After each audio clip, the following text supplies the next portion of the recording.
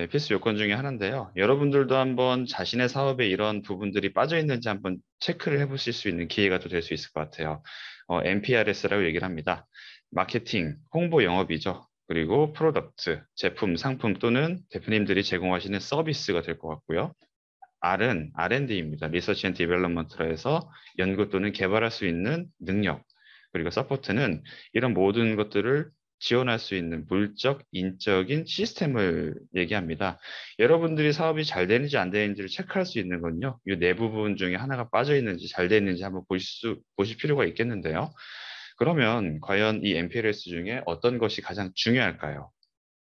다 중요하긴 하지만 한번 이런 상황을 보겠습니다. 첫 번째, 어, 한 분은 하버드 생물학 박사예요. 의약품 특허도 보유하고 있고 창업도 하셨고요. 상황 두 번째는 그냥 다 똑같은데 고졸의 형태의 창업하신 분입니다. 그런데 하버드 생물학 박사님은 이런 분이에요. 내가 이 정도 사람인데 나를 인정 못하네? 왜 나한테 사람들이 안 찾아와 주지? 세상이 날 몰라주는구나라고 하실 수 있어요. 자, 두 번째는 어, 자기에 대한 인정을 하면서도 부족한 건 맞지만 결국 잘 파는 것이 장땡이지. 그래서 적극적인 홍보 활동도 하고 회사 제품을 벤치마킹해서 판매한다.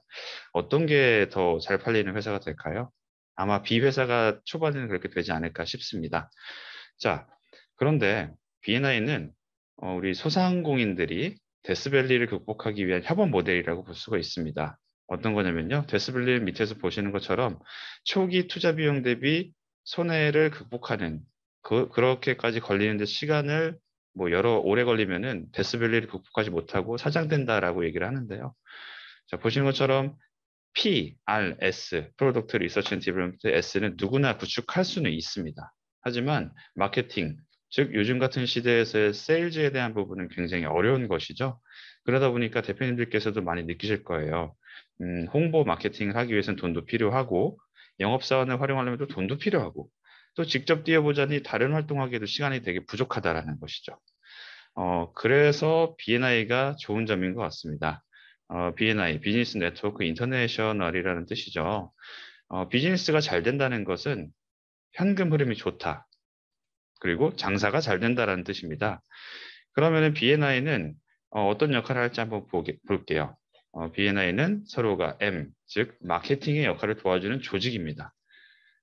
이런 것처럼 대표님 스스로 하시게 되면은 적은 부분에서 할 수 있겠지만 다른 분들과의 리퍼럴과 원투원을 통한 영업과 홍보를 적극적으로 도울 수 있는 조직이 될 수 있을 것 같습니다.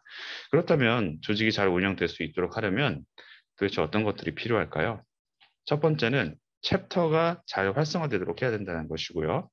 두 번째는 참여하는 인원수가 많아질수록 좀 더 사업의 기회가 증가한다는 것입니다. 또 이런 것도 생각해 볼 수 있을 것 같아요. 우리 챕터와 탑 챕터 간의 협업도 가능할 수 있다라고 생각할 수도 있을 것 같습니다. 그런데 통상 되게 수많은 업종의 분들이 계시다 보니까 챕터마다는 다르지만 그린라이트라든가 골드 멤버라든가 의장단이 아니고서야 뭐 협업을 뭐 꺼리는 경우도 있는 경우도 있어요.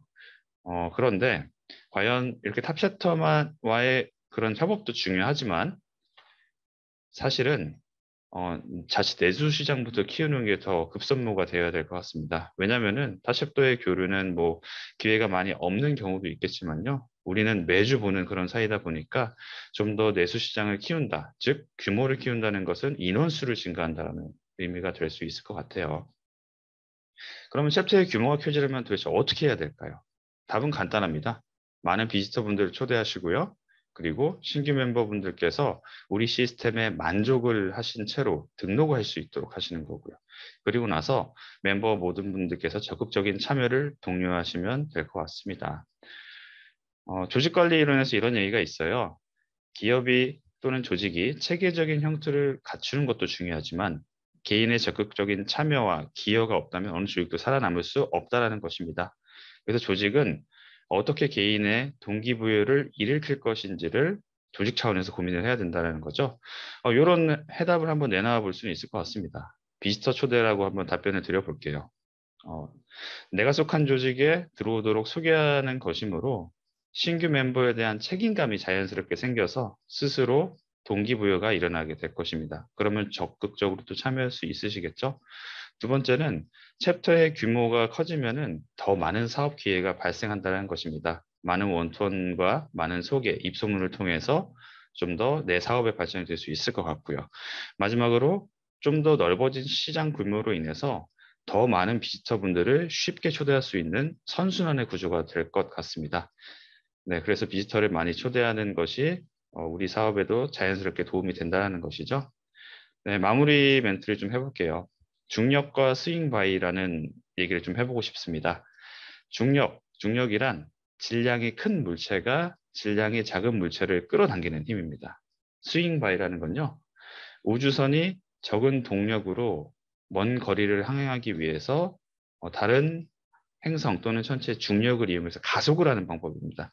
영화에서도 가끔 나오는 그런 장면인데요. 이 얘기를 왜 말씀드렸냐면은 우리 챕터의 규모가 좀 더 대형 챕터로 커지게 되면은 자연스럽게 시장의 형성이 더 돼서 더 많은 사업 기회가 일어날 것이다라는 의미에서 한번 담아봤고요. 스윙바이라는 것은 우리가 그런 커진 우리 챕터 자체의 그런 무거운 힘을 가지고 또 협업을 통해서 우리 사업이 발전할 수 있도록 적극 B&I라는 시스템을 활용할 수 있다라는 취지에서 한번 말씀드려봤습니다. 네, 이상으로 오늘 교육 마치겠고요. 다들 뭐 비지터분들 많이 모셔오셔서 우리 사업에도 도움이 될 수 있도록 적극적인 기회를 해주셨으면 좋겠습니다. 감사합니다.